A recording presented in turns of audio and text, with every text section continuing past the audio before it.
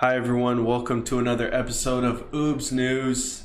I'm your El Capitan, your host, whatever you'd like to call me, Oobs. And today is another awesome episode.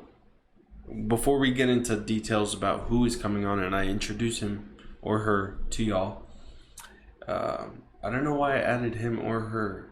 I guess I'm really making an effort for this whole equality thing and Me Too thing.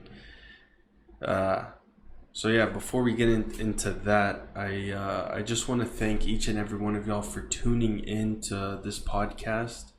If y'all haven't already, can y'all please go like and subscribe mainly on YouTube. We are also on Apple Podcasts. We are also on Spotify. We are also on Google Play and anywhere else you can find podcasts, as well as on my website, elheat.com. That's ELHEET.com. Click on the podcast section and you'll get all of them right there ready to go. So if y'all can do that, as well as spread the word. I mean, I'm just trying to put good energy out there. I've always wanted to start a podcast ever since it was like 2013, back when I was a senior in high school. I was like, man, I was getting into listening to podcasts and I was like, I would love to do that. I love talking to people and learning things and getting knowledge any way possible. And I feel like podcasts are a great way to do so. And I appreciate each and every one of y'all. I started this new thing called Mindful Mondays, where it's a reminder. It's more of a reminder for me.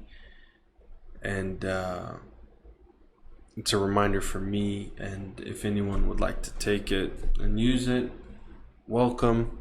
But it's something that I want to be able to look back and as a reminder each and every day to be mindful of others and of myself, and so I hope we can gain something from it. Today is Tuesday. I hope everyone has their tacos ready for our awesome segment. Let's talk about it. And so without further ado, let me introduce the guest. He is an awesome person. His name is, I don't know if I mentioned it earlier, his name is James Ramsey. He's a personal trainer and a sports performance coach. So he's a player developer. So if you're trying to get your skills up, you know who to call. He's been doing it a long time. He is very knowledgeable, very experienced. He knows what he's doing, and he has great skills himself. We run fives, we play basketball together, and we always link up well. He's a mentor, an educator, and he also is a scout. And I can't wait to talk to him. We're going to learn a lot about training, about patience, about what else is there? Discipline, mental strength, so much. We're gonna get into the weeds of it all. So stay tuned and please give a warm welcome to today's guest, James Ramsey.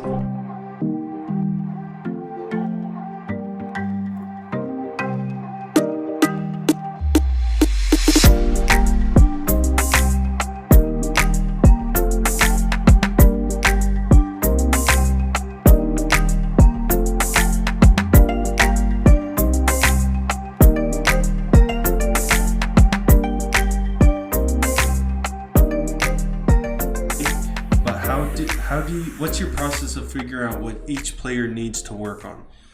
Basically, man, I take it like I do teaching, okay? I do assessment. First and foremost, I go and watch a player play. When a coach or when a parent comes up to me and says, they want me to work with their son, I say, okay, when do they play? Do they have a game? Are they in a league?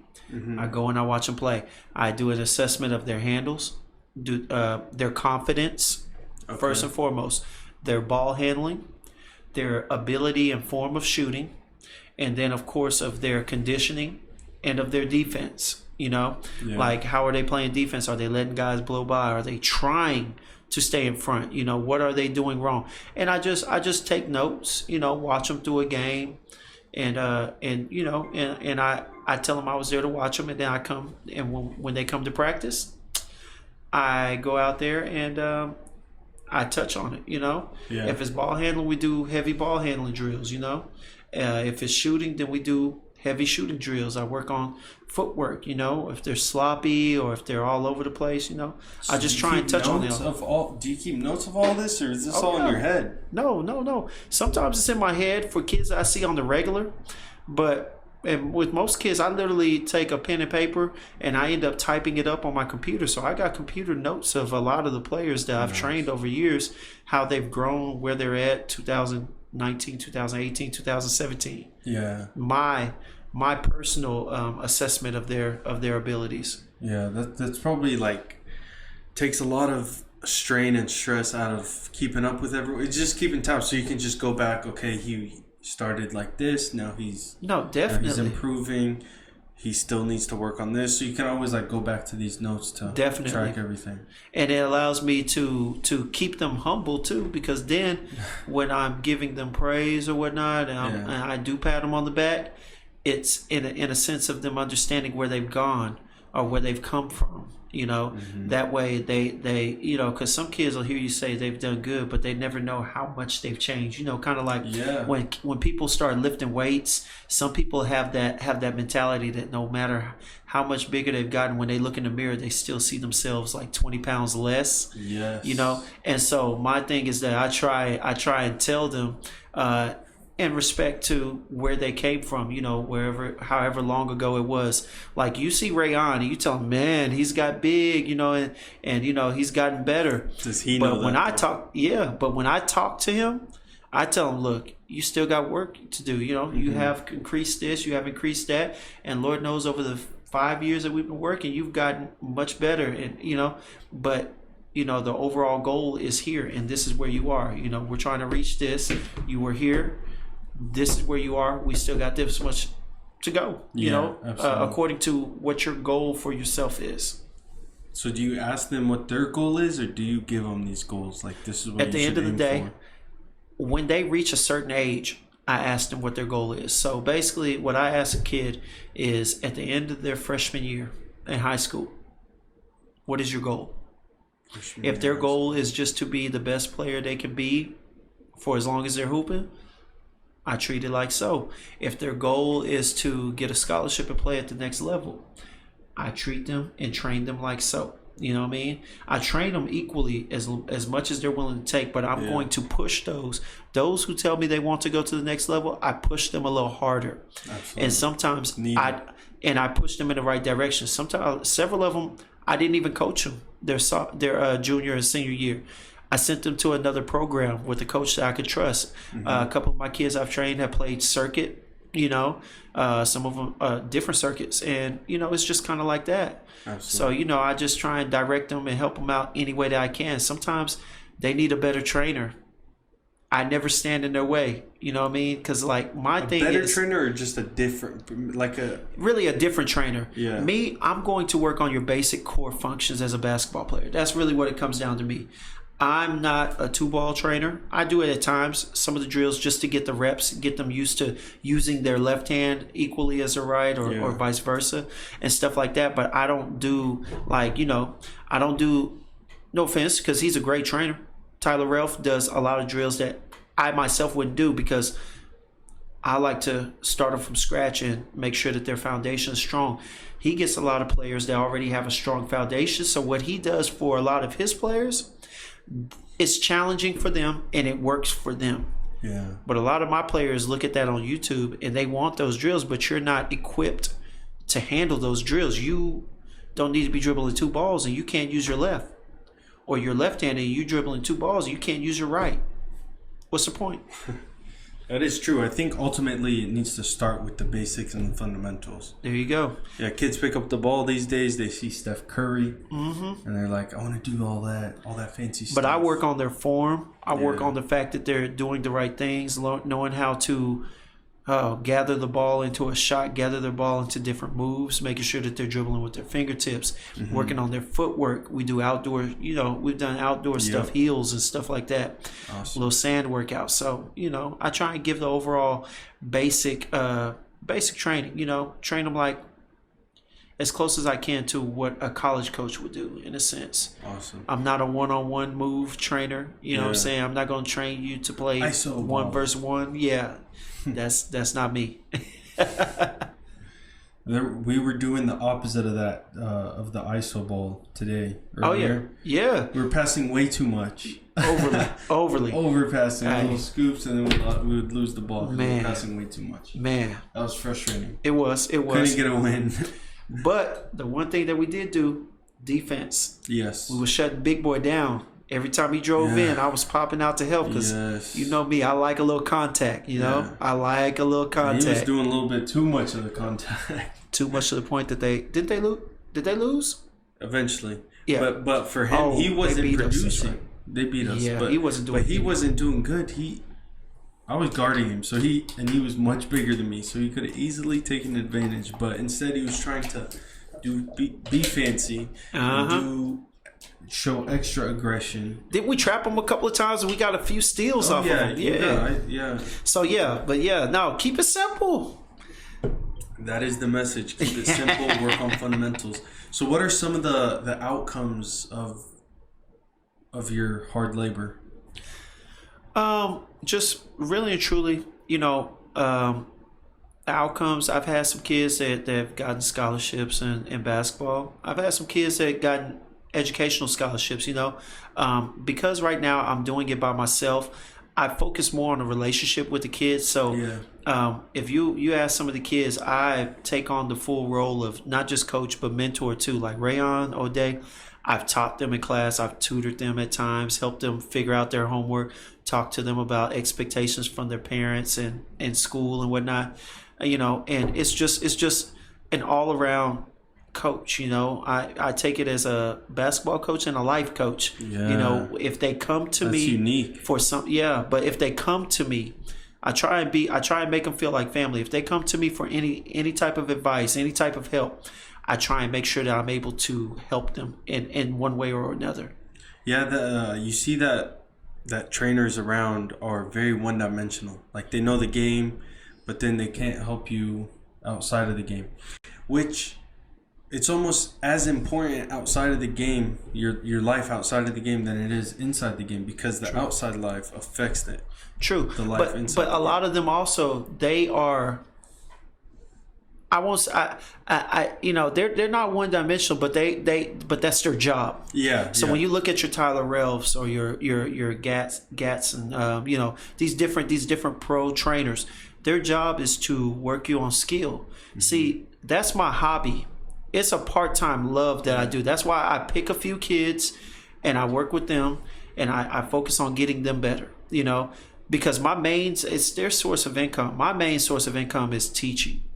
I've been a teacher. I've worked for Champs, Nike. I enjoy doing this, and I do it the way I do because I don't depend on the money from it. It's and straight passion, hobby. Yes, and mine is based on my relationship with the kids, not my relationship with the finances. So as long as my bills are paid and I handle that, when I see them, I can focus on them on all aspects. Not to mention, a lot of the kids I train have come from the school that I used to coach at. Yeah. So that also helps, the 9th grade team I've been with them for 4 or 5 years. Rayon and them teaching at BHA, and he plays for BHA. Yeah. Raphael, all of them. But my fundamental philosophy on coaching and teaching is can't really get through to a kid until you form a strong relationship. And unfortunately, the type of relationships that I form with a lot of the kids is one of family ties, like either as an older brother, a mentor, a father figure to some degree. You know what I'm saying? Yeah. And that's how I connect to them. That's how I'm able to get through to them. And that's really what I try and do, and that's why I can reach them on that level. But if I were to take the training thing and make it my main source of the main way I eat, the main way I pay my bills and whatnot, I would be more than likely I would probably be like on to the next kid. Okay, I'm done my hour. I'll check in with you here and there. I'm on to the next kid. I wouldn't really become as attached because I'd be so worried about making sure that the next check or the next training is coming in or whatnot.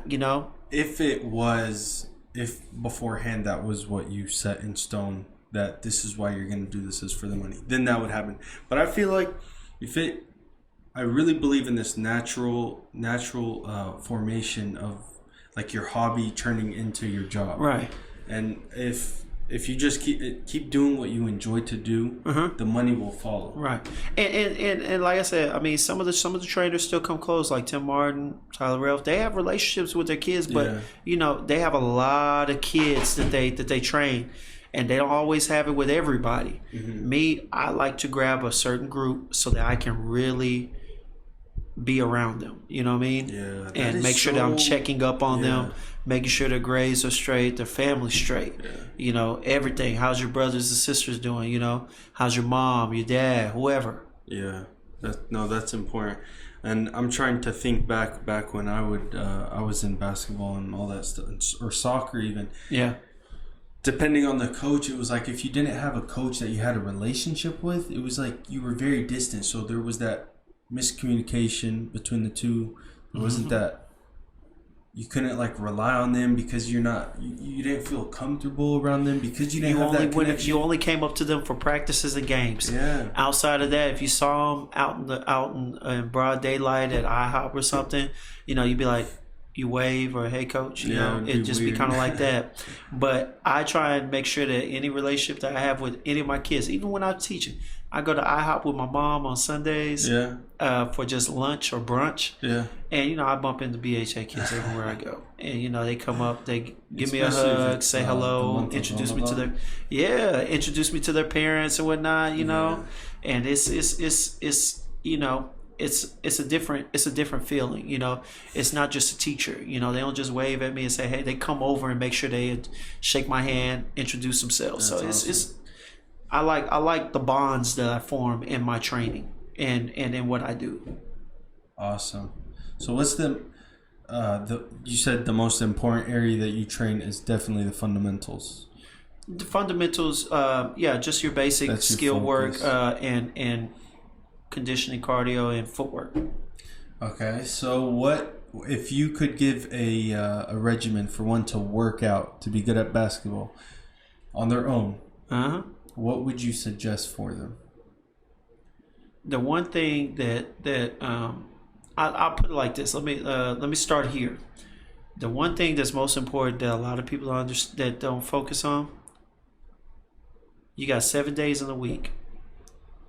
I always incorporate 1 day of rest. 1 day of rest. Now, if you're working with your school or whatnot, 1 day of rest from anything outside of mandatory. Okay, outside of mandatory practices or games. So, and then second would be get stronger. So lift weights. Strength will bring size, but you need not necessarily weights. Push-ups. Some of these kids out here are string beans. They can't lift themselves, but they're very agile. They're very athletic, and you'll hear a lot of parents, a lot of trainers say, "Well, why do they need strength when they're that fast?" Well, they're going to need it at some point because eventually you're going to run into somebody that's just as strong, just as agile as you. And the difference is going to be your will against theirs. And a lot of that comes from strength. And especially if you're trying to go to the next level. Absolutely. And I know this is like once in a lifetime type of player, but Steph Curry, he's scrawny, right? But he is extremely strong. Like he does a lot of strength training. So for kids out there that are like, oh, I don't need that. I don't need it. Then I would dare say a lot of people say Steph Curry is scrawny. He wasn't scrawny, okay? Here's the thing. If you're comparing him to somebody else, we all have different builds, okay? Yeah. We all have different builds. Remember, Anthony Davis was scrawny looking, okay? Yeah. But the truth of the matter is, strength doesn't necessarily mean size. Exactly. There is some size from strength, but strength doesn't mean size. Yes. Those guys, they just didn't build bodies that were chiseled with muscle. They didn't thicken their muscle, but they had strength. Exactly. You feel me? Point. Yeah. Like Jordan, when he first came out, he had strength. He just didn't have enough to get past the Pistons. Yeah. Because they were hammering. Yeah. So it's different types, different levels of strength. When Steph Curry came out, he was strong. He had enough strength to do what he needed, what he felt like, and what the team required him to do. Yeah. When they kept falling short, he got back in the weight room, doing his bands, doing some other stuff. But he built up some more size, put on some more muscle, and he got to a point where he can more so carry the workload more. Same thing with Jordan, same thing with anybody. But scrawny, no, he is just a smaller build of guy. His look is scrawny, but my point was that. Yes, he's working out and he works on the strength and he has the strength. So for the kids that are actually scrawny and weak, it's like just because you see Steph looking scrawny doesn't mean he's not working on strength. He does a different type of workout too. I'm gonna tell you like this: you see Russell Westbrook and some of these other guys that are kind of chiseled, your Kawhi Leonards and whatnot. A lot of those guys, they may do these little band workouts that some of these trainers be having them do. Yeah. But I guarantee you, those that got a little size, they're on the weights. When I say weights, they're on the barbells, they're on the dumbbells. They're putting some iron in their hand. They ain't sitting up there doing those little band workouts like they're rehabbing from an injury. There are guys in the NBA and other places that only do rubber band workouts like they're rehabbing something. Interesting. I don't believe in that. I believe it's helpful, but I don't believe you can truly get stronger from doing that only. I think at some point, at least 2 or 3 times a week, to some degree, you need to be in that gym. You need to be in that weight room. Now, I can't talk for professional players, NBA players, because they play so many darn games in a week.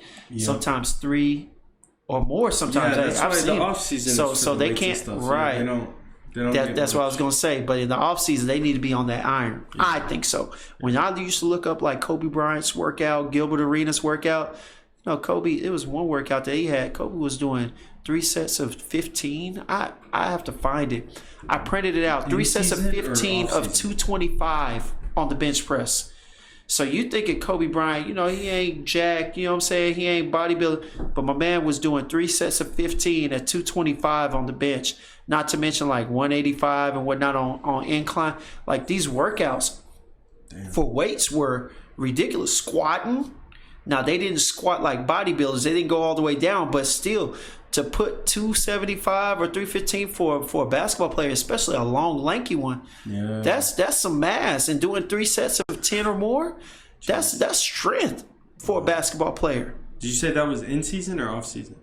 I think this was off season. This was off season. Yeah. In season, I understand the band workouts. I understand not necessarily being able to get into iron or whatnot, doing more push-ups, body weight stuff. But I mean, even with that, you could do pull-ups, push-ups, and stuff like that. But the bands builds elasticity.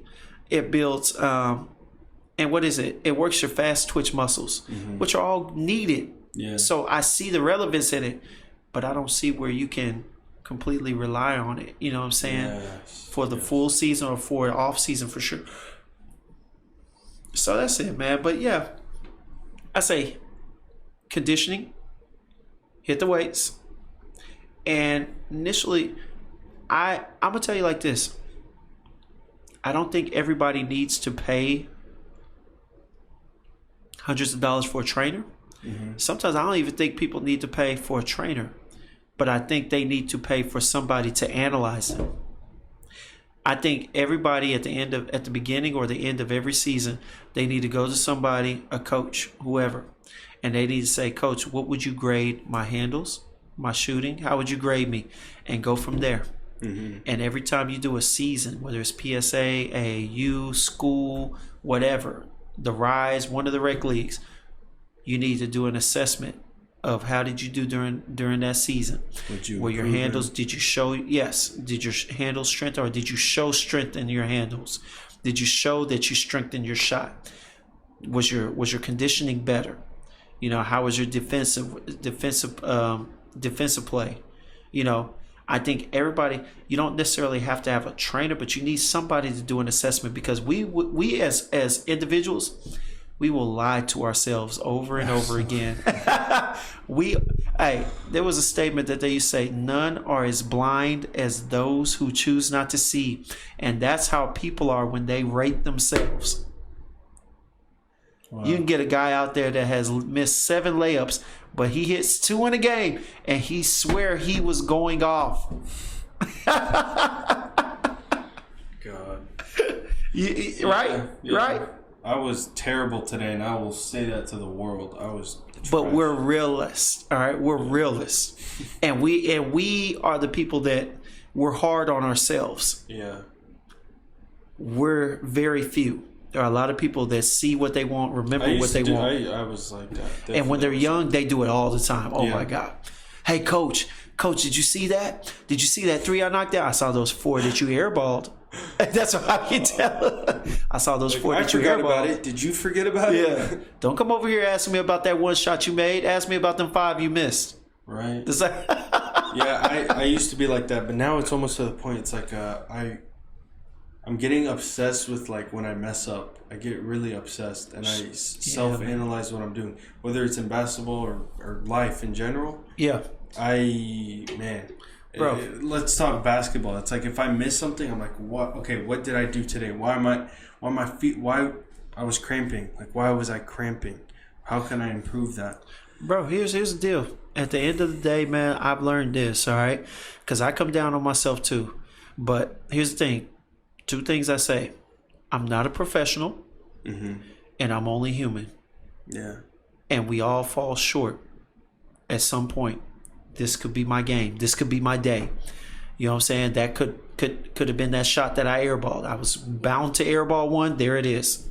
I just make sure that I try not to airball the next one. You know what I'm saying? Right. But you just, you know, one thing that I've learned from talking to my mom and being around kids and whatnot is life is endless possibilities, and you just never know what's coming up next.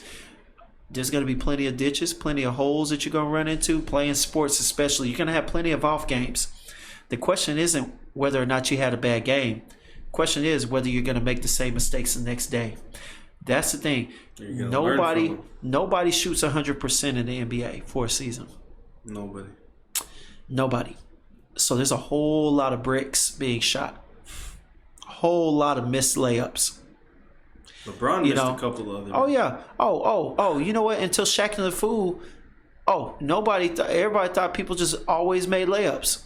Yeah.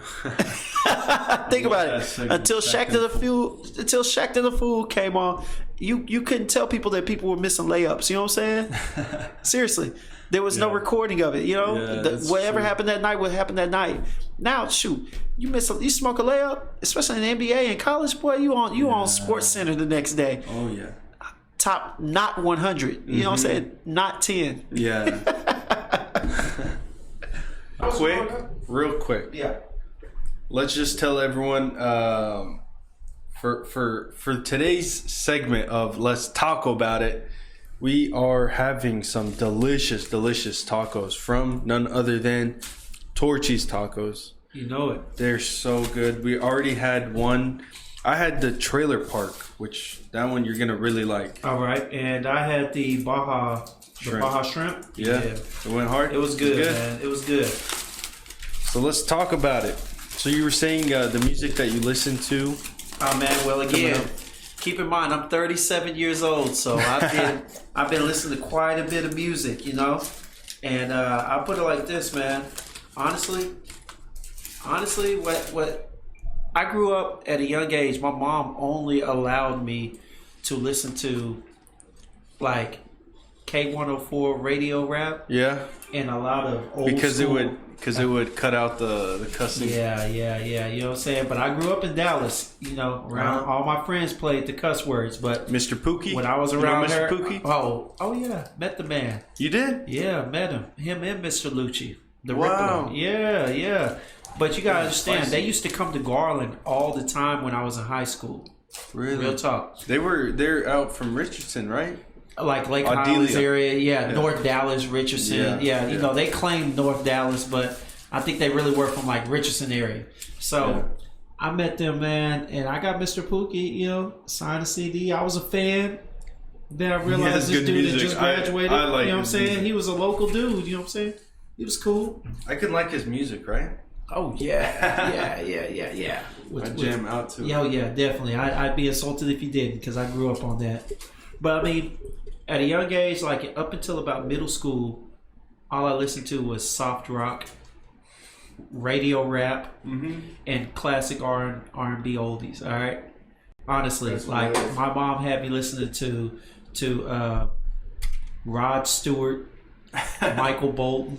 Seriously, and I played the piano, so I played classical music. So this was my life. Nice. Like I was all over the place, honestly.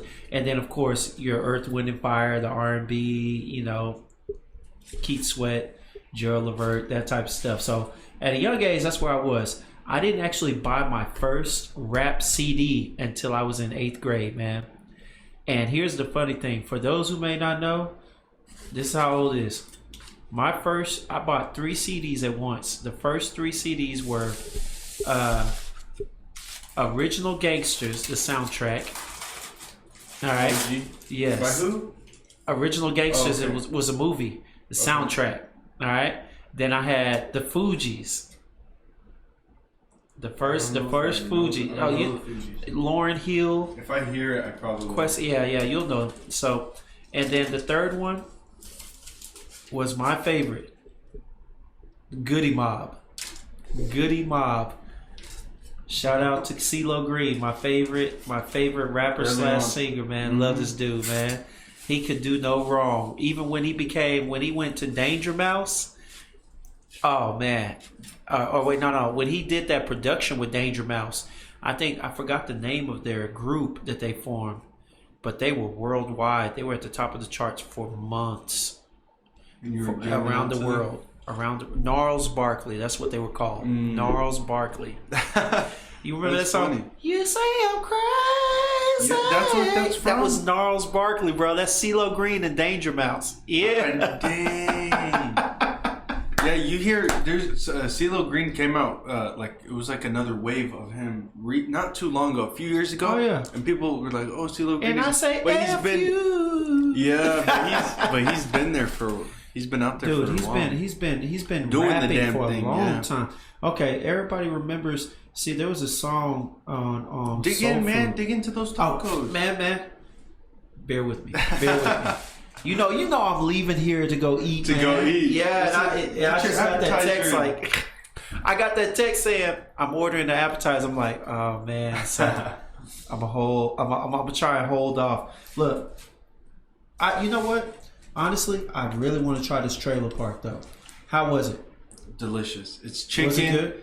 It's fried chicken with cheese, and then I got it trashy. So make sure everyone, when y'all go to Torchy's and you get the trailer park, tell them you want it trashy. You want a trashy trailer park. They take out all the extra stuff like lettuce, tomatoes, all the boring stuff, and they put queso and some other good stuff. And so, yeah, you're welcome. That's the go-to. Yeah, you got to try that one right now. All right, you see, hey, everybody, I'm going out of my norm. I don't usually do this, you know. Oobs knows I'm not a sauce man. He's going to try the sauce. But I'm going to try it, all right? But, yeah, man, so yeah, CeeLo Green, that's my dude, man. Mm-hmm. I ride or die with this dude. So, did you ever listen to any hard rock? Did I? As a kid, I skateboarded, man. Really? Dude, I had a skateboard. Dude, I was in Journeys, and then really? Oh God, my clothing line consisted of Airwalks, Birdhouse, oh my God, Stussy, Massimo. What's the one that starts with a G? I wore God. Massimo too. Stussy, Massimo, and one started with a G, but I had it all, bro. Yeah. I was subscribing to Thrasher, Okay, I was subscribing to C&G. It was like your East Bay for skateboarding. Dude, I had skateboards. I was buying like specific trucks, specific wheels, colored axles. I mean, I was in it, man. Dream Something was my favorite board because it had it had that anime drawing. Yeah. So they had the practically naked girls on there. Oh man, dude, I was on it, man. You couldn't tell me anything, Oob. You couldn't tell me anything, man. For real. I was that dude, and I was the only black kid in my school that was skateboarding. All the other black kids were looking at me crazy, man. They were like, they kept calling me Oreo, man. They were like, I can't believe this dude. Oreo, black on the outside, white on the inside. Dude, and the funny thing is, man, that is great. It never really bothered me when the dude said it. I just laughed. Yeah. The only time it ever really bugged me once was when a girl said it. Damn. Because it's a female. But other than that, just going with what everyone else is saying. Yeah, but these were kids in Garland, and what they didn't understand was I lived in Dallas over there off of Ferguson, and so who they were trying to be like and look like, those were kids that lived down the street from me. Those were some of my friends, the so-called hood, and we weren't even in the impoverished area, but they were. It was rougher over there than any other place I've seen in Garland, honestly. So really. I've been in Garland my entire life. I'm sorry about that. You're sorry about that? No, I'm just playing, man. Well, have you thought about leaving? It's been good. Always like, what would it be like if I left? Like, not, I mean, anywhere in the Dallas area, it's all the same, but nowadays. But like leaving the state or something, yeah, I've thought about it for sure. But you have family here, and there's everything going on. It's not easy to just pick up and leave. And now I'm married, so it's also my wife. You got to get permission and acceptance for the move. Yep. Yeah, guys, y'all got to try. Also, this is my first time trying this one. Where's the picture of it? No, this is the Baja shrimp. It's called Brush Fire. And this is Jamaican jerky chicken. Yeah. As a matter of fact, that's the one I'm doing. Which one am I doing? The trash? Let me see. The fried chicken. Yeah, that's the trailer park. Trailer park. Trashy trailer park. Trashy trailer park is actually trashily good. Trashily good. Trashy good, yeah. I miss Jamaican stuff. Man, makes me feel like I'm in Jamaica. Yeah, man. It's funny you say that because when I told you my first CD, the Fugees, they're called the Fugees, but it's short for refugees. That's funny. Why is that? Because they were they refugees? They were from I'm not sure what country, but look them up. Lauryn Hill, Pros, and Wyclef Jean. You know Wyclef, right? No. Oh, ooh. Sorry. Such a millennial. I'm not on the spectrum of millennial and what's the one before millennial? Generation X. I think I'm right in between, like culture-wise, like keeping up. Okay. Like I go back and man, my workout music. You could have I'm in the '80s music, 90s, 70s, 60s. Like I go all the way back. All right. Baby boomer times. So tell me this: what music, when you think about basketball, what music comes to mind? Right now? Yeah, like if you were to reminisce on like some of your games, your favorite games, playing a Lifetime, whatnot, and you had to have a soundtrack to it, what music would you play? It'd have to be something Drake. Oh, Drake? Yeah. Drake? Yeah. Had to hit you with that Soldier Boy. Drake. Are you kidding me? Well, for one, Drake is involved in basketball a lot, so. Well, definitely Toronto, for sure. Yeah. Mm-hmm. Shout out to them winning the championship. Yeah, shout out to Kawhi. Kawhi, who left them. My favorite player. Really? My favorite player right now. He's been my favorite player for 3-4 years. He, like, if you want to practice to be like someone, I think he would be the person. Mm-hmm. 2 ways. Yeah. Both ways on the court. No homo. Are back. I hope y'all enjoyed Taco Tuesday. Let's talk about it segment. I love those. So how do you spread the word? Like, do you just, whoever comes to you, or do you go out there try to find people to help? Honestly, what it is I have selected a few over the years, and I trust my kids. And so if they tell me that they have a friend that wanted to train with us, I say, don't say anything to them. I go and see them play, or I go and meet them, and I do a little assessment. Everybody I give a free assessment to. You come in, put you through some drills. I bring them to Lifetime, and I'll have them play a game, right? Mm-hmm. I have them play with some of the young boys, or I have them play with the older kids, and I'll just watch them, and I'll do an assessment there. Because I'm going to tell you like this. If you can't do it against the guys at Lifetime and you're in high school, I don't want to hear it. You know what I'm saying? Yeah. You know what I'm saying? Like the group that we played with today, it ain't about whether or not they're faster than you. If you can't go out there and play confidently, the biggest problem is going to be right here. And this is the one area that I truly can't coach. I can tell you everything you need to hear. I can whisper stuff in your ear. I can read you line after line of confidential poems. You know what I'm saying? Poems of confidence, statements of confidence. But if you don't change this mindset when you hit that court, it's all for nothing. If I'm constantly trying to get you to have no fear, I can't. That's the hardest thing to coach. Confidence, IQ. You gotta want it. Yeah, absolutely. That's the one struggle. I can teach you a ball handle. I can teach you to shoot. Mentality. Yeah, well, yeah. I mean, or just the mentality to put it to use. Mm-hmm. There are so many kids that I've worked with over the time that I train them, and then they go out there and they freeze up, or they don't do. They always defer to somebody else. Yeah, what is that? Lack of confidence. Lack of confidence in most cases. But why afraid to mess up. Afraid to mess up. Because nowadays kids are so, and I mean no disrespect, but kids are so soft. Mm-hmm. They don't have thick skin at all for each other. You know, they get talked about, they run, they cry, they hide. You know what I'm saying? They want to fight, but they don't know how to fight. But you know what I'm saying?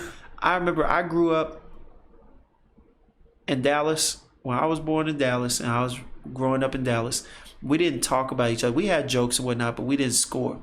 I moved to Garland.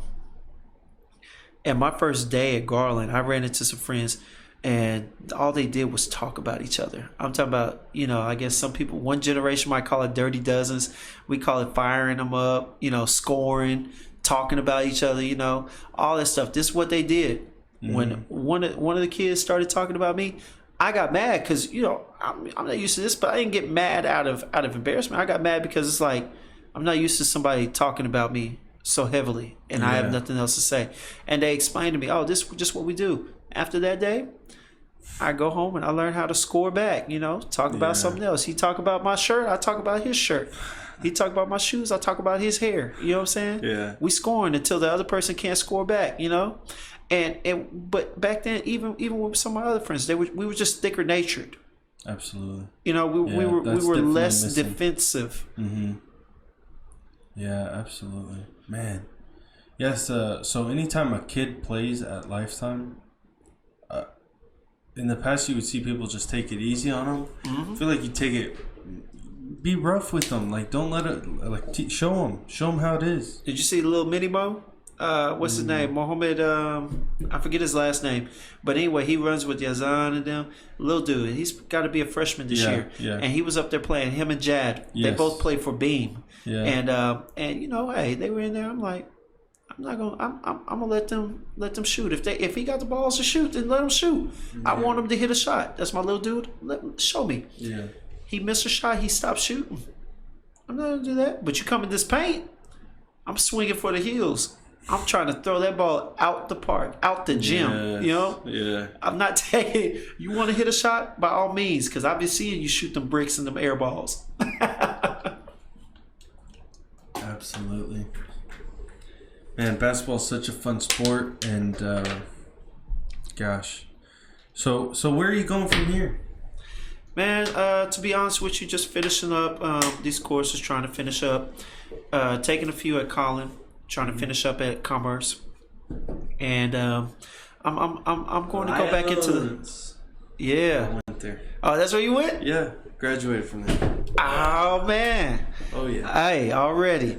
So yeah, I'm gonna finish up there. I'm gonna go back into the teaching realm. I'll probably go back to BHA for maybe a couple of years or whatnot, get my feet wet again, and then if things prosper or whatnot, then I might go to the public sector. My biggest thing is, you know what, and continue this on the side. Right. Oh yeah, always continue this. As a matter of fact, but I've been trying. I've got something in the works with one of my friends that also does. He does a couple of teams up there, PSA too. So we got something in the works. Putting something together, the two of us, awesome. And it's gonna be pretty big. But I'm feeling confident about it, and it's gonna be our way of trying to give back to the community. Because I mean, Oob, you know me, all right. You see how I am with the kids. You know, it's never just, they may call me coach, but they don't always come up to me with basketball stuff, right? Yeah. They come up to me with full life stuff, everything, ask me real questions. And that's the type of relationship I want, but that's also the type of feeling that I want to kind of pass down. You know, the reason why I stayed at BHA so long, part of it was because, of course, I liked the job, but the kids, you know, and I talked to a lot of the kids that graduated and their little brothers or cousins or whatever, and I tell them, like, Muhammad used to play there, you know what I'm talking about. Bro, there's a billion. Hamani's, I know. Hamani's. You say that. Hamani, Muhammad Maruf and them. Yes. And Adel. And I talked to them about and Kareem, Adel's little brother, giving back to the younger, trying to help them to help the younger kids. You know what I'm saying? Because when you've got such big families and y'all are all intertwined like that, or what is the word? Intertwined. I'm sorry. I believe intertwined. I think so. Well, and you're all around each other so much. You know what I'm saying? Yes. And it's like, why would you not, you know, your parents are building these businesses, these relationships to help you out when you get older. Yeah. You should be doing the same thing educationally, sports wise, with the younger generation. True. You know, True, and that's the one thing I liked about Beam, because they're giving back to the younger Muslim community.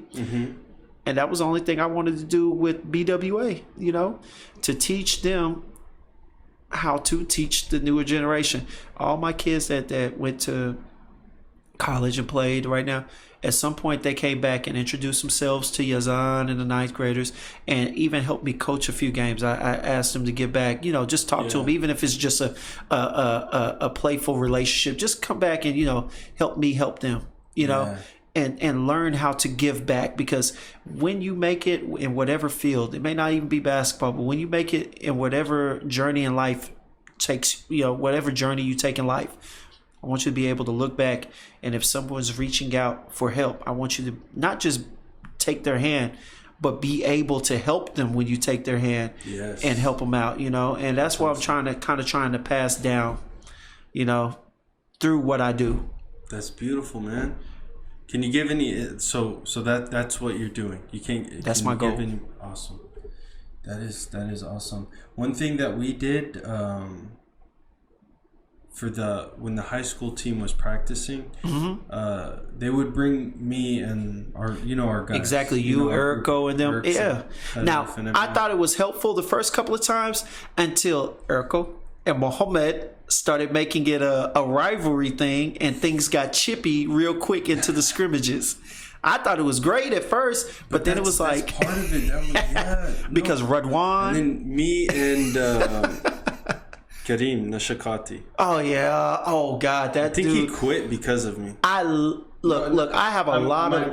I'm sorry. We're dropping names. No. But no. I loved Kareem. Yeah, I loved his intensity. He was a little blind with the frustration and whatnot. But he was a good. I was trying to kid. strengthen his mind, like I was getting in his head way too easy. Well, the thing is, if you had caught him maybe when he was a freshman, it would be different. But he was a senior. That's true. And he thought he had it all figured out. I mean, at that point, Everyone who doesn't? You're a senior. Yeah, who doesn't? absolutely. You know what I mean? Absolutely. And then you're coming in there, and let's just be honest. Y'all, the young men of BHA, y'all are all headstrong. All y'all walk in there with the chip on your shoulders half of the time. You walk in there like against them, I'm a show. Exactly. You know what I'm saying? Because he's a little dude. So we should. And I won't lie to you. The first couple of games when they were beating y'all, you could see like Muhammad. What's the one that? What's his name? Not Khalaf. Khalaf. The 3-point shooter. Yes. And plays hard defense. Oh, but he gets mad. Yeah. He gets mad quick. Let's keep it real. Hey, he knows I got nothing but love for him, but he gets mad quick. Especially when they're going back and forth. We've had our moments too. We're ready to go. We're ready to throw down. That senior year with Anachikalti and Radwan and Maruf. Oh my God! I remember telling Shamali, I was like, "Look, Shamali, no more scrimmages. All right, no more scrimmages." Yeah, because it would get. I was like, "No more scrimmages," because it was getting ugly too quick. At first, it would be like towards the end of the game or after the first or second game or whatnot. Then it started getting chippy too early into the scrimmages, and it was like, okay, we're only 30 minutes in and they're already bumping, and now we can't. And the thing is, when they get mad, we can't coach them because they don't want to listen, and it's because they're angry. Trained them to expect that, and then they like train them to handle it better almost, because they're gonna go up against other teams that are like that, where their other teams are trying to specifically get in their head, throw them off their game, and be extremely aggressive. But so see, here's the thing. And that's why I would be aggressive. Well, for one, they were younger kids, right? So they were versing people. What do you call people that graduate? Older, veterans, alumni. We were older, so they're trying to prove themselves to us. So they would try extra hard. They would be extra aggressive, and so when we would put them in their place, it would get them upset, and so that was so much fun though. But remember what I said earlier: the toughest thing to train and coach is a person's mindset, because it goes beyond what you say. I can tell you this and that. If you go into Lifetime and you don't execute or you don't exercise any of the teachings that I told you, you're just backpedaling. From every step that you took forward with me in practice, every time you go to Lifetime and you do something different, you're backpedaling. It's like a scale. You know, I'm a Libra, so it's like a scale. The more you do wrong, the more it becomes a habit. The more you do right, the more it becomes a habit. So if you're just doing this the whole time, I never know what I'm gonna get when I see you. You feel me? That goes for everyone, not just Libras. Oh yeah. Yeah. No, I'm saying I'm a Libra. I'm a scale. So that's how I see it, as a scale. You know. You believe in horoscope? Right? I believe there are some truths to it. You don't think it's very general? I think some of them are general, but to be honest with you, I think even though it's general, it can be applied to a lot of people. I can't say an overall percentage, but I tell you what, I've done horoscopes. I've read horoscopes. And boy, do they apply for some of the people that I've dated, been around, or have in my family. Seriously, honestly, like the Libra horoscope is almost all me. And people carry those characteristics whenever they're born. I don't know. I have to know. I have to say there have been a lot of times. Match what a Leo is? What would a Leo? What do they usually say a Leo is? I'd have to read it. I know what a Libra is. You know, they say we're non-confrontational. You know, where's my phone? We let me see. You look up a Leo, and I'm gonna tell you what a Libra is. All right. Guys, we are for those of y'all listening, we are searching up our horoscope to see if there's any truth to it. So maybe we are. Gonna spill some beans for everyone out there. Yeah. Hey, in the meantime, tell everyone while we're searching this, tell everyone where they can find you. What's your Instagram? I put like. I'm sure there's gonna be someone out there. There's gonna be people that want to get some training in basketball. Perhaps. All right. I tell you what. Best places to find me is going to be on Instagram. Oh Lord, you know what's funny? I barely go on there, so I'll be forgetting my. Here it is. So my Instagram name is lowercase d 4s _ coach _ James. All right, and you can find me on there. You can see some of my videos, kids I train, I work out, both outdoors, on the hills, on the weights. So just DM you. You can DM you? Yeah, DM me. Thing is, I got a lot of people hitting up my cell phone, so it's best to kit me on there if you're interested in training, or if you have any questions, just bottom line questions about anything sports related, maybe. Okay. Then that'd be a good way to reach me. Awesome. Take notes, people. Yeah. So do you have what it says? Let me see. I did it first. Yikes. I don't seem to. Here we go. It says Libra horoscope. Well, it says like the daily horoscope. Yeah, that's what I was seeing. So I think I have something here, guys. This will be interesting. How about everyone tells us if they believe in horoscopes or not? Just quickly, wherever you're watching this, put a comment. I'm very curious to know the numbers on that. Here we go. This month, this week, all about. Okay, so the sun is the center of our solar system and the ruler of Leo. When the whole universe revolves around you, it's hard to be humble, like the sun. Leo heats everything up with its dazzling drama. And when the sun sets, it's ice, ice, baby. That's why friends of Leo know to keep them happy and shining, or else. Leo is the sign of drama, and oh, can you put on a show. Even the Leos who pretend to be shy come to life in the spotlight. Now, I'll be honest with you, all right? That may not be you now that you're married and whatnot, but when I first met you, brother, back before I realized everything else, man, back before you showed me all the full facial hair, you know what I'm saying? Hey, I'll be honest with you. I'll be honest with you, man. Drama? You were a feisty one. Yeah, I won't say drama, but you were hot headed, and so at Lifetime, any discrepancy, and you were quick to get in there and be like, no, and be in the middle of it. Yeah. So I won't necessarily say you were necessarily starting the drama, but you were definitely amping it up. Well, so I started playing. let me back get my back. Okay.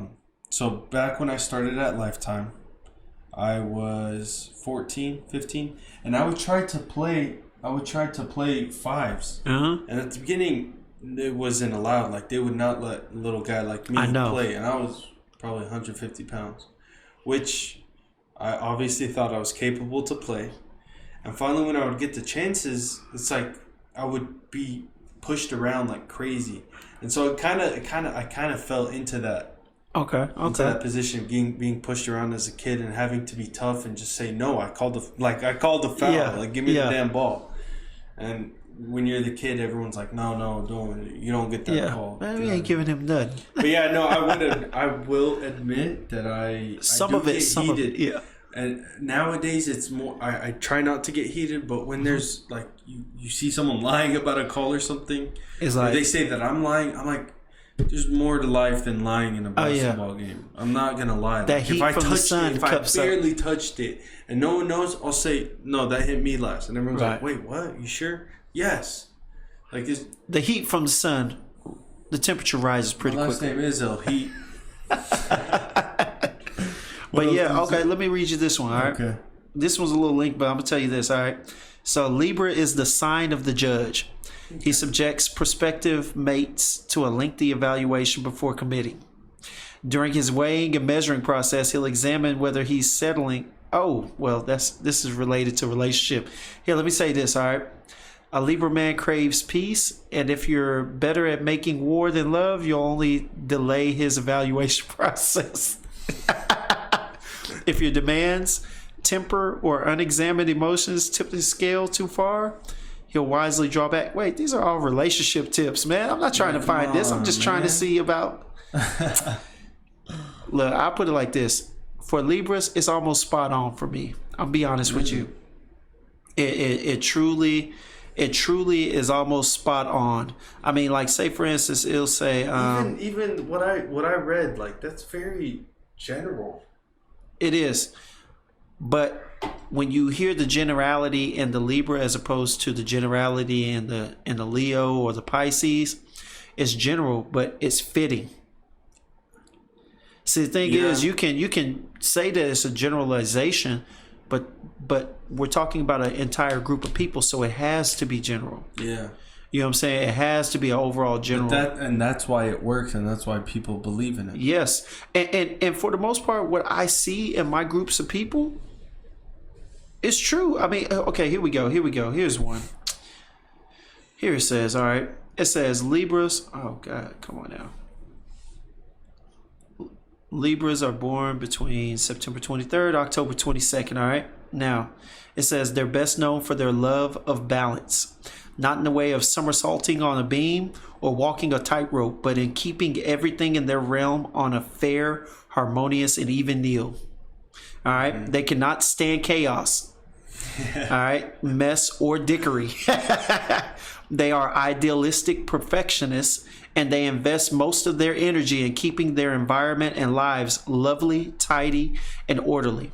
An astrological Marie Kondo. All right? But a Libra is also ruled by Venus, a planet which holds sway over beauty, the arts of love. This makes them wonderful lovers. Oh, well, you know, and etc. But yeah, it says we are big on self-indulgence, and this is where the attitude can do a bit of skew with as we let ourselves off the hook and go party. So yeah, man. I mean, very general, very general. But so, think what are of the options to say that you are, like, for you love what did it say? Peace and quiet. Like I can't stand chaos. You can't stand chaos. Think about it. How many times? How many times have they been argued? But think about it. How many people will argue in a basketball game, and if they take too long, will walk off? I walk off in the middle of games. Okay, here's my point though. The point that you made about me, you said, "Oh, now that you're married and everything, I'm still a Leo, though." All right. So well, here's the other thing, though. Turn into so. I need, but to speak on you, I need a person that's around you more than I am, because see, I only see one aspect of you. Mm-hmm. I see Abdullah, the basketball player, or Abdullah, the son. Mm-hmm. Coming to visit at BHA, or I see Abdullah on the weights, you know what I'm saying? Yeah. So our interaction is very limited, you know. I see some through the basketball, but I see it's very limited. I'd have to ask, like, your wife or your mom or your sister or anybody that's around you more on a hangout type level, like, you know, go grab a bite to eat or whatever, because then they would be able to say, to clarify whether or not it was very general or it was just so general that because it was spot on at so many times. You feel me? Yeah. Because I mean, honestly, I can't stand like when it talks about the fact that I can't stand chaos, I really can't. If you see me up there, I walk out of any situation. Yeah. If the kids are always like that. Yeah, I really have been. I really have been. Like, so it annoys me. The heatedness, like that, described me a long time ago, but not now. Actually, I still get heated. Yeah, I was about to say, that's why I say I need somebody that's around you more, that they can speak to it, because they would see you from another side. I'm saying this also because it was just my birthday on the 8th, and of course I'm around my mom and whatnot, and she's literally laying into me about some of this stuff. So I'm reading this, and this is some of the stuff that she brought up. Yeah. And to lastly put a mark on this. Yeah. They also put like 17,000 descriptions for each one. So that you're like, oh, that if one doesn't match you, you're like, you disregard it. You go on to the next sentence, and you're like, oh, that matches me. And our natural instinct, I feel, is to be like, oh, that's me. I do that. That thing, True enough. That's why you got to look up the right horoscope, because some of them are short and to the point, and they don't start overlapping. But I've seen too many where you read the horoscope and somewhere in there it starts to overlap into what an Aquarius is, into what a Sagittarius is, into what a nonsense. and it's like okay, so where do we split this up? But the one that I was reading is very specific, and it cuts it at some point. Yeah. And that's why I look for. I don't look for those lengthy ones. I look for there's a block for Libra, a block for Aquarius, and a block for this. That's where I stop. If they've got a page for Libra, I ain't reading that. I'm with you.